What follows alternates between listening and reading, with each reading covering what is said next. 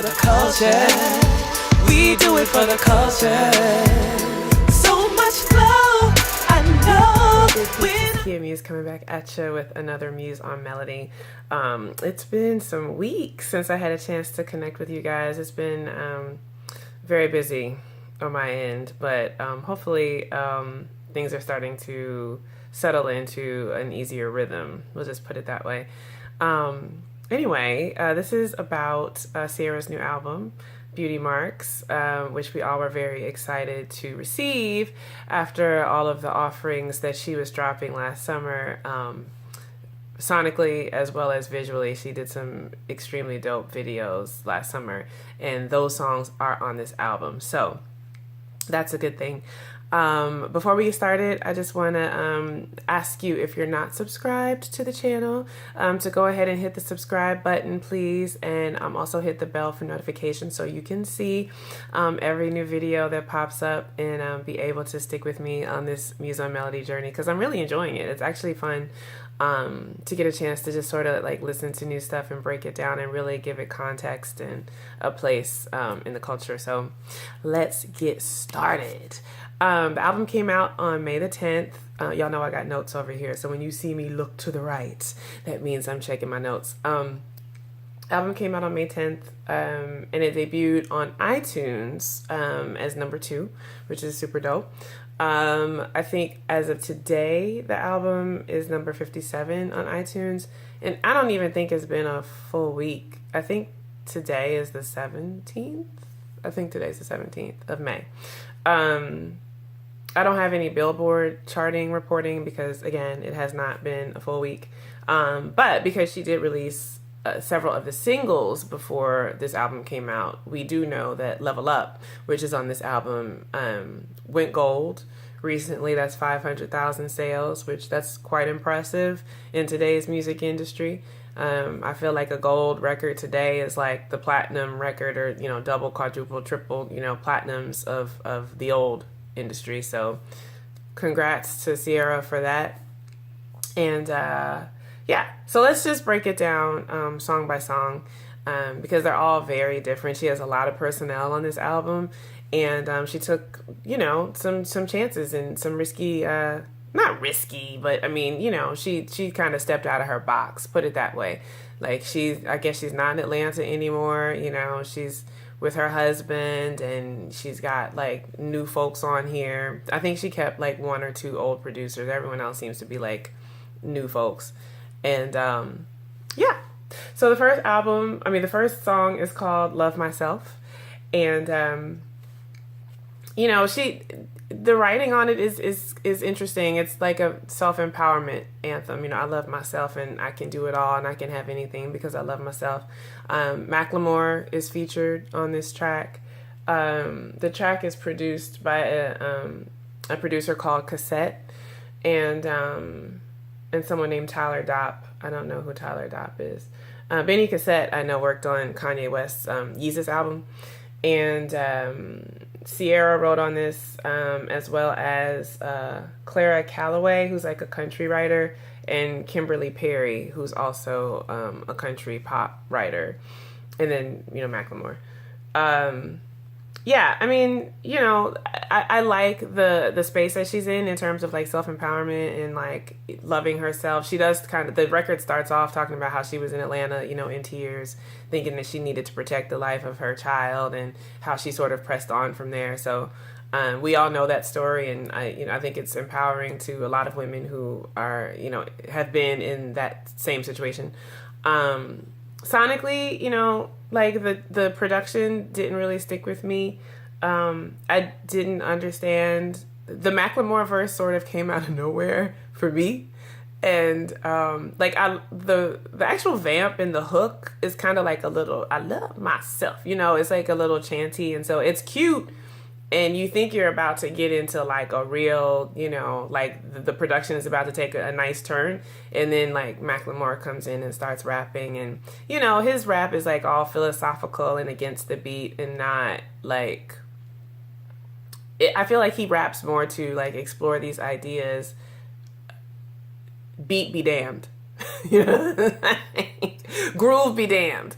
I'm here like to talk out this thing about my daughters and I'm raising warriors and stuff. It was just very confusing. And apparently it wasn't only confusing to me because after I wrote my notes, I was reading other reviews, and I think it was like the Pitchfork review that said that it was a mystifying feature. Macklemore was mystifying to them as well. So, yeah, you know, I mean, that was the first track. Let's move on. Oh, you know what? I had been sort of looking up, and this is sort of interesting. When I was looking up the personnel on the album to see like, oh, who did the writing? And, you know, I would pop over to their Instagram pages and stuff. I noticed that the two girls, that Clara Calloway girl and that Kimberly Perry girl who wrote on this, there's no posting about the album coming out or the fact that they have a co-write on her album. Like there's the Silence of the Lambs, which is interesting to me. I didn't go to Macklemore's page to see if he had posted about her album, but yeah. I mean, I feel like if it was me, I would be sharing, you know, oh yeah, my new song, whatever, but whatever. Next track is called Set. It's produced by Moonbeat, Ciara, Andy Park. Moonbeat and Andy Park are like, I guess like pop producers. They're based in LA. And then writing, you have Ciara, Theron Thomas, Dallas Caton. Dallas Caton is like a songwriter, singer-songwriter. I think he's based out of LA. Theron Thomas is like a pretty popular top-line songwriter. He's written for a lot of, pop folks and R&B pop folks. Set is cool. It reminds me of like her earlier, like that Jackie album. It's edgy. It's definitely got a lot of trap elements to it. I could see like a super dope video for this particular song. It's got a lot of trap claps and just like a lot of trap, percussion elements. And so it's not like a super singy song, but it's like, it's edgy, it's got mood, it's got vibe. I think it would do well with a visual. The next track is called Thinking About You. She just released this video some weeks ago. And it's super cute. Her body is amazing, and she's like dancing around in her underwear and, various hotel locations and stuff, just thinking about her man and, getting pretty, thinking about him. And the production on this song is very 80s. It's like a cross between, what did I say? It's a pop crossover song. It's a cross between like Janet Jackson and Whitney Houston in the 80s. That's what it reminds me of. So I thought this was like one of the strongest new songs, or like one of the strongest songs on the album, apart from the songs that she's already released last year. I thought whoever did the video concept and like set production for the video, I hope she wins some kind of award for the video because it's dope. And it's completely different like from anything else that's on radio right now. So yeah, I thought that this was really great. It was produced by Space Primates. Oh, okay, so these are these two cats out of London who produced together, and I guess they probably DJ and stuff together too. They're kind of like Daft Punk. They wear these monkey masks, and and then I guess Andy Park was also on production with them and Ciara. And then Ciara and Ester Dean wrote, along with Mark Sibley and Nathan Cunningham, and I think Mark and Nathan are probably Space Primates. I'm not sure, but this is my speculation. Ester Dean writes for everybody. She was on Pitch Perfect. She's on that Songland show right now. She's a super dope songwriter. And she's an artist in her own right, and, fierce singer. So anyway, we like Thinking About You. This is one of the strong high points of the album. Good job, Ciara. The next track is called Trust Myself. It's just about, like when she's close to her man, she doesn't trust herself. She wants to put her hands all on him. Yeah, it's a very like mid-tempo track, more like a summertime ride out vibe. If you're infatuated with somebody and you put this song on, it might make you feel some type of way. But other than that, like I thought the song was pretty vanilla. Yeah, it was produced by someone named Major. He also goes by Bay Major or Major Ali. And he's a record producer, singer, rapper. He's a part of a like an EDM duo, him and Martin Garrix, which was interesting. I didn't know that. They call themselves Area 21. And then the writing was handled by Ciara, someone named Colby Green. And I guess Major had some hand in the writing too. Yeah, it was like, to me, this song was kind of like a filler track, if I'm being honest. The next song is Girl Gang. This is another one of the stronger tracks on the album. This is her and Kelly Rowland, and it's super funky. It's got a lot of like risers and bop, you know, to it, and just like a really cool cadence, you know, to the top line. And I could see like groups of women, you know, rolling up like to the Essence Festival playing Girl Gang. Like it's that type of song. It's like me and my girls, we out here looking good, we doing our thing. It's that song. So because her visuals are always so strong, I would love to see her and Kelly Rowland do this video along with all their other famous girlfriends, honey, Lala and all the other folk. Just get together and do a super strong video for that. I think that would be dope. Tricky Stewart did the production on this. Tricky is an Atlanta producer, and he's done a lot of production with Ciara in the past. I mean, he's produced for everybody. I mean, I was knowing who Tricky was back when I was still interning for Dallas Austin 20 years ago. So Tricky been in the game for a minute. He's got lots of hits. He did like Me Against the Music with Britney Spears. He's done like, you know, Maya's major albums, Brooke Valentine, Tamar back in 2000, like back in the day, when she had that solo situation. Yeah. And so, yeah, we're going to be looking for this video, Ciara, if you're listening. The next one is called Dose. She already released this one. This is the one that she did with Rodney Jerkins. It's also one of the standout tracks. It's very, you know, like marching band. It reminds me of like, Can You Keep Up by Destiny's Child. Baby boy, make me lose my breath. Yeah. So Dose gives you that marching band vibe, and she did like a total like dance video to this one. That's super dope. So if you haven't seen it, you should go look at it. Yeah, I'm glad she included it on the album. The next one is called Nana. It's like a Latin flavored kind of vibe, you know, vanilla. I wrote vanilla flavored Latin track.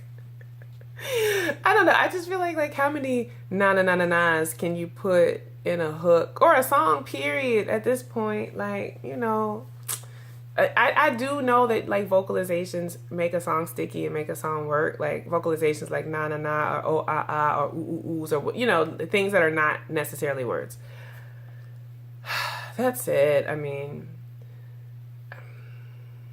I don't even know what the song really is about. I think it's about dancing, but I'm not sure.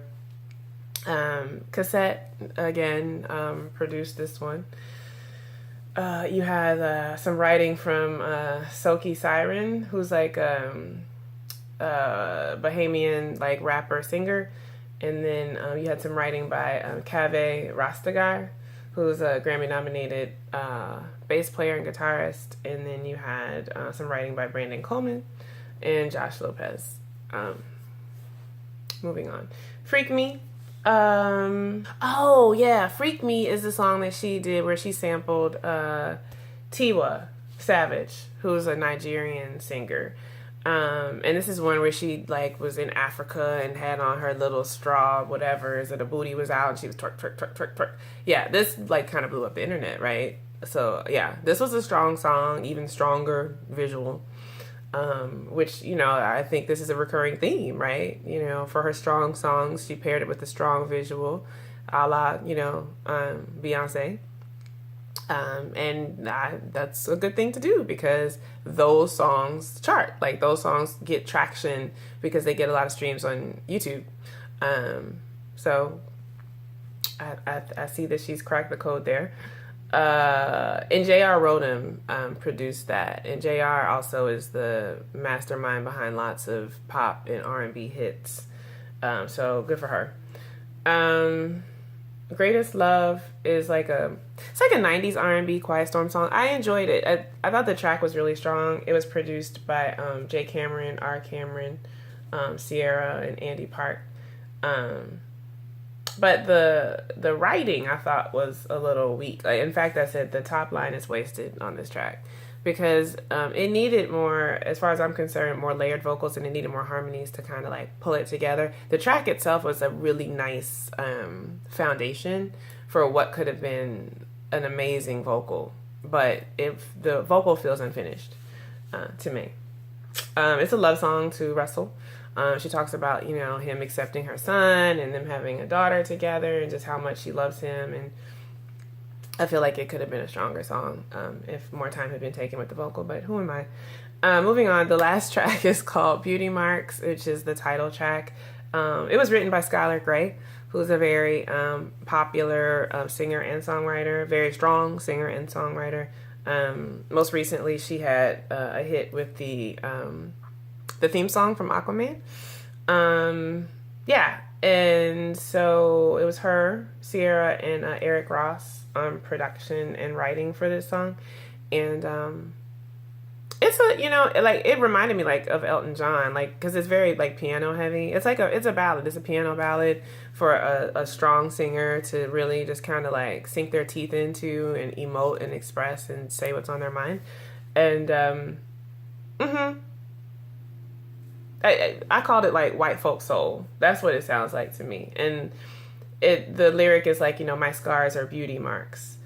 Now, the lyrics for me were a little kind of trite. For me, like the whole album, some of the lyrics are just a kind of like a tad shade bit like corny. And there's nothing wrong with like self-empowerment and, you know, like whatever. And I know that personally, I'm a little cynical. So it's hard for me, like syrupy kind of sweet approaches to anything don't always land with me. But then sometimes, like if something really feels authentic and sweet, then it'll like destroy me and I'll be like a puddle of tears. But this one, like my scars are my beauty marks, like I wouldn't be able to sing it with a straight face.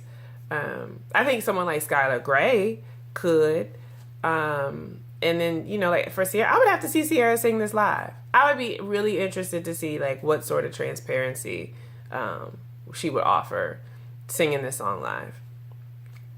But apparently she loved it because she named not only the album Beauty Marks, but her whole label. Like her new label is called Beauty Marks Entertainment. So like she's staking her whole brand on this song.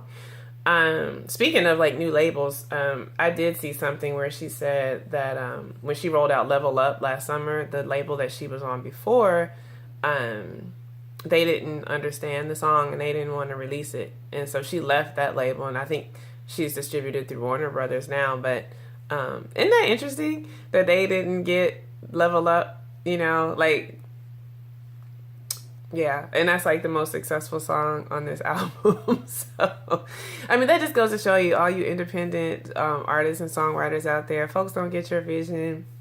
Go ahead and do your vision anyway. Use the tools you have to get it out, and the people will get it. And really, that's all that matters.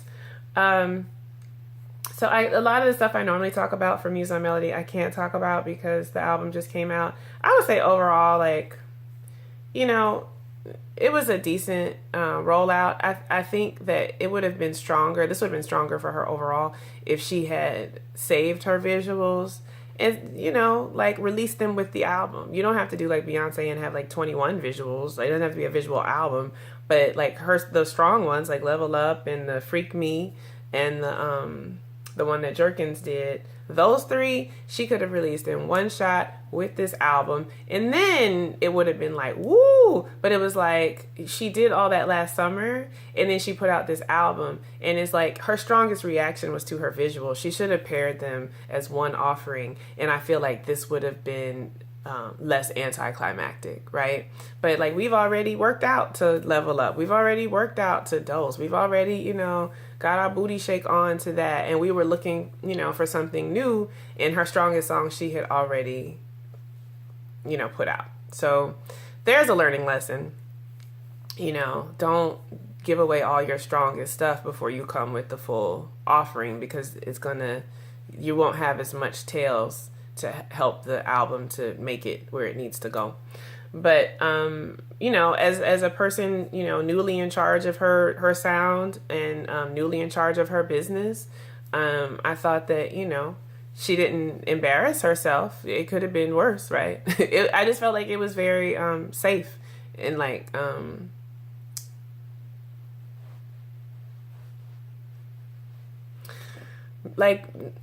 middling. It's very middling, and I would like to see as like out of the box as her videos are.